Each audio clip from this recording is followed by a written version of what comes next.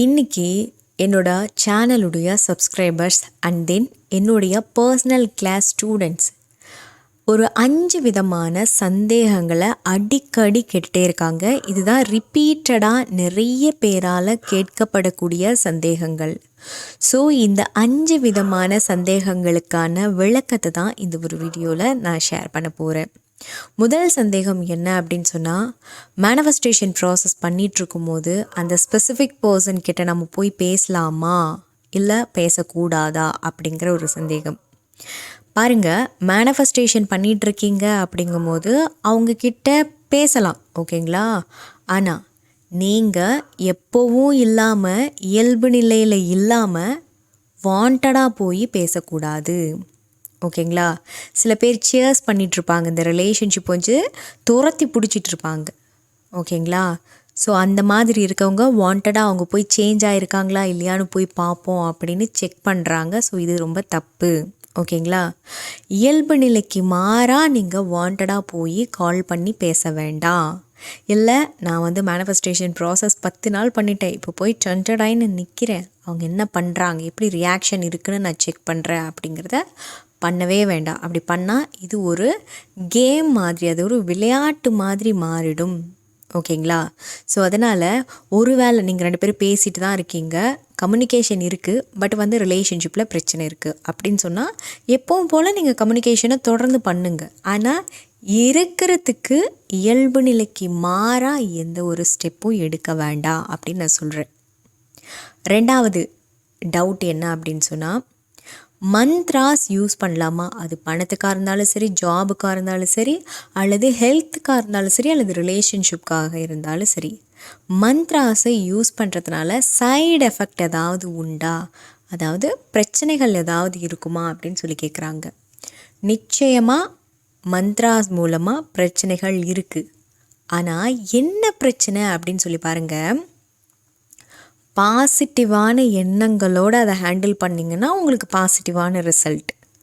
ஆனால் தவறான எண்ணங்களுக்காக சில வார்த்தைகளை நீங்கள் பயன்படுத்தும் போது அது தவறான வைப்ரேஷனை ரிஃப்ளெக்ட் பண்ணும், ஓகேங்களா? நீங்கள் என்ன வைப்ரேஷனை கொடுக்குறீங்களோ அந்த வைப்ரேஷனுக்கு ரிலேட்டடான சம்பவங்களை உங்கள் வாழ்க்கையில் கொடுத்துரும். ஸோ தவறான காரியங்களுக்கு நீங்கள் மந்த்ரா யூஸ் பண்ணிங்க அப்படின்னா அது ரிஃப்ளெக்ட் ஆகும், ஓகேங்களா? ஸோ நல்ல நோக்கங்களுக்காக மந்த்ராஸை யூஸ் பண்ணுங்கள். ஸோ தென் இந்த வரிசையில் இருக்கக்கூடிய 3வது டவுட் என்ன அப்படின்னு சொன்னால், செல்ஃப் டாக் பண்ணுறேன், நான் 24 மணி நேரமும் செல்ஃப் டாக் பண்ணுறேன், அவங்க என்கிட்ட பேசுகிறாங்க, ஐயோ அவங்க எனக்கு சாப்பாடு சமைச்சு ஊட்டி விடுறாங்க, அந்த மாதிரியெல்லாம் நான் எனக்குள்ளேயே ஃபீல் பண்ணிக்கிட்டு தானாக நான் சிரிச்சுக்கிட்டு இருக்கேன், எந்த வேலை செஞ்சாலும் நான் செல்ஃப் டாக் பண்ணிக்கிட்டே இருக்கேன், சூப்பர்ல, இதுதானே மேனிஃபெஸ்டேஷன் அப்படின்னு நினச்சிட்ருக்கீங்க. ரொம்ப பெரிய தப்பு, ஓகேங்களா? நினச்ச நேரத்தில் எல்லாமே நீங்கள் செல்ஃப் டாக் கூட வாழக்கூடாது. இது ரொம்ப ரொம்ப ராங். கற்பனையில் நினச்ச நேரமெல்லாம் நீங்கள் வாழ்ந்தீங்க அப்படின்னு சொன்னால் இது சைக்காலஜிக்கல் டிஸார்டராக மாறிடும், ஒரு மென்டலி உங்களுக்கு டிஸார்டருக்குள்ளே தள்ளி விட்டுடும். ஸோ அதனால் செல்ஃப் டாக் பண்ணுறதுக்கு சரியான டைம் என்ன அப்படின்னு சொன்னால், தூங்குறதுக்கு முன்னாடி அல்லது விடிய காலையில் 3லேருந்து 5 மணிக்குள்ளே முழிப்பு வந்ததுன்னா, நான் நிறைய வீடியோவில் சொல்லியிருக்கேன், 3லேருந்து 5க்குள்ளே முழிப்பு வந்தது அப்படின்னு சொன்னால் நீங்கள் செல்ஃப் டாக் பண்ண வேண்டிய நேரம், ஓகேங்களா? ஸோ அந்த நேரத்தில் நீங்கள் அதை யூஸ் பண்ணிக்கோங்க. மற்றபடி நான் சமைச்சிட்ருக்கேன், அப்படியே கற்பனையிலே கொஞ்சம் பறக்கலாமே, ஐயையோ நான் வேலை பார்த்துட்டு தானே இருக்கேன், அப்படியே கற்பனையில் பறந்தால் அந்த வேலையில் கொஞ்சம் நேரத்துக்கு கவனம் இல்லாமல் வெளி உலகத்துக்கு போனாப்புல இருக்குது. அதாவது அந்த வேலை பழு எனக்கு பெருசாக தெரியல கற்பனையில் இருக்கும்போது அப்படிங்கிறதுக்காகலாம் நீங்கள் பண்ணாதீங்க. பிகாஸ் அப்படி பண்ண விக்ஸ் ஆகிடுவீங்க, ரொம்ப பெரிய மனோநல ரீதியான பிரச்சனைகளை நீங்கள் பார்க்க ஆரம்பிச்சிருவீங்க. ஸோ அதனால் அதை நீங்கள் இன்றைக்கே ஸ்டாப் பண்ண ட்ரை பண்ணுங்கள். அடுத்த சந்தேகம் என்ன அப்படின்னு சொன்னால், ஒரே நேரத்தில் பல மெத்தட்ஸை ஃபாலோ பண்ணலாமா அப்படின்னு சொல்லி கேட்குறாங்க. இந்த டவுட்டு கூடவே இன்னொரு டவுட்டும் கேட்குறாங்க. என்ன அப்படின்னா, பல கோல் எனக்கு இருக்குது, பல இலக்குகள் எனக்கு இருக்குது, ஸோ நான் அந்த பல இலக்குகளுக்காகவும் நான் மேனிஃபெஸ்டேஷனில் ஈடுபடலாமா அப்படின்னு சொல்லி கேட்குறாங்க. இது ரெண்டுமே உங்களுடைய எனர்ஜி பேஸ் பண்ணி தான் இருக்குது. ஓகேங்களா? சில பேர் வந்து ஃபஸ்ட்டு முக்கியத்துவம் எதுக்கு கொடுப்பாங்கன்னா ரிலேஷன்ஷிப்க்கு மட்டும் கொடுப்பாங்க. சில பேர் பிஸ்னஸ்க்காக மட்டும்தான் முதல் முக்கியத்துவம் கொடுப்பாங்க. சில பேர் என்னோட செல்ஃப் க்ரோத் எந்த அளவுக்கு இருக்குது அப்படிங்கிறதுக்கு மட்டும் முக்கியத்துவம் கொடுப்பாங்க. ஆனால் சில பேர் மட்டுமே எல்லா விஷயத்தையுமே பேலன்ஸ் பண்ணுவேன். ஓகேங்களா? அதுவும் எடக்கு முடுக்காலாம் பேலன்ஸ் பண்ண மாட்டாங்க. ப்ராப்பராக எல்லா விஷயத்தையுமே ஹேண்டில் பண்ணுவாங்க. எல்லாத்துலேயும் பாதி பாதி கடிச்செல்லாம் வைக்க மாட்டாங்க. எல்லா விஷயத்தையுமே கரெக்டாக ஈக்குவலாக பேலன்ஸ் பண்ணுவாங்க சில பேர் மட்டும்தான். ஸோ அவங்க மட்டும்தான் ஒரே நேரத்தில் பல மெத்தட்ஸ் ஃபாலோ பண்ணலாம். அவங்களால மட்டும்தான் ஒரே நேரத்தில் பல கோலுக்காக மேனிஃபெஸ்டேஷன் ப்ராசஸில் ஈடுபட்டால் அவங்களுக்கு சக்ஸஸ் கிடைக்கும்.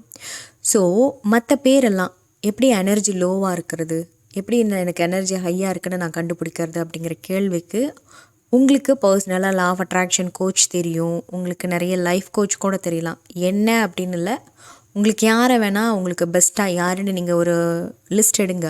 அதில் நீங்கள் சுயமாக ஃபைன் பண்ணுங்க.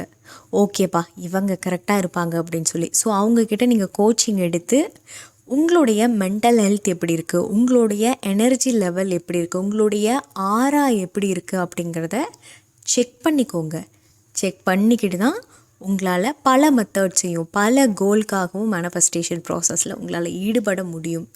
என்ன நீங்கள் கேட்டிங்கன்னா நான் என்ன சொல்வேன் அப்படின்னா, ஸ்டெப் பை ஸ்டெப்பையாக க்ரியேட் பண்ணுங்கள். ஃபர்ஸ்ட் ஸ்டாண்டர்ட் முடிச்சுட்டு செகண்ட் ஸ்டாண்டர்ட் முடிச்சுட்டு தேர்ட் ஸ்டாண்டர்ட் அந்த மாதிரி நீங்கள் என்னென்ன கோல் இருக்கோ அது எல்லாத்தையும் ஃபர்ஸ்ட்டு ப்ளூ பிரிண்ட். நான் அதனால தான் ஆல்ரெடி ஒரு வீடியோவே போட்டிருப்பேன்.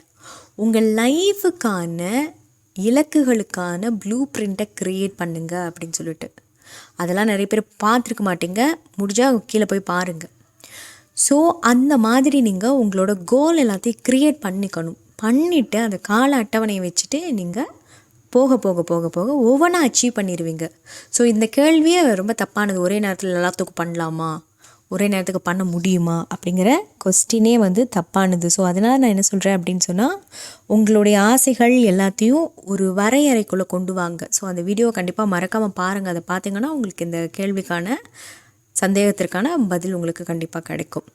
ஓகே, ஸோ தென் இது போல் உங்களுக்கு ஈர்ப்பு விதி சம்மந்தப்பட்டமான சந்தேகங்கள் அல்லது கேள்விகள் இருக்குது அப்படின்னு சொன்னால் எங்கிட்ட கமெண்ட் பாக்ஸில் எங்கிட்ட கேளுங்க. அல்லது எங்கிட்ட பர்சனலாக லைஃப் கோச்சிங் எடுத்துக்கணும், அல்லது லா ஆஃப் அட்ராக்ஷன் சம்மந்தப்பட்டமான classes, love attract, money attract, job attract, இது போல் ஏதாவது வாண்டட் இருக்குது அப்படின்னு சொன்னால் வாட்ஸ்அப்பில் என்கிட்ட மெசேஜ் பண்ணுங்கள். அல்லது என்கிட்ட மென்டல் ஹெல்த் ஹீலிங் எடுத்துக்கணும் அப்படின்னு சொன்னால் வாட்ஸ்அப்பில் மெசேஜ் பண்ணுங்கள். நான் 2 புத்தகங்கள் எழுதியிருக்கேன். ஒன்று பேராற்றலின் பிறப்பிடம், மற்றொன்று உறக்கத்தின் உளவியல். 2 புத்தகத்துடைய லிங்க்கும் இந்த வீடியோக்கு கீழே டிஸ்கிரிப்ஷனில் கொடுத்துருக்கேன். மறக்காமல் வாங்கி படிச்சுட்டு உங்களுடைய கமெண்ட்ஸை என்கிட்ட ஷேர் பண்ணுங்கள். தேங்க்யூ.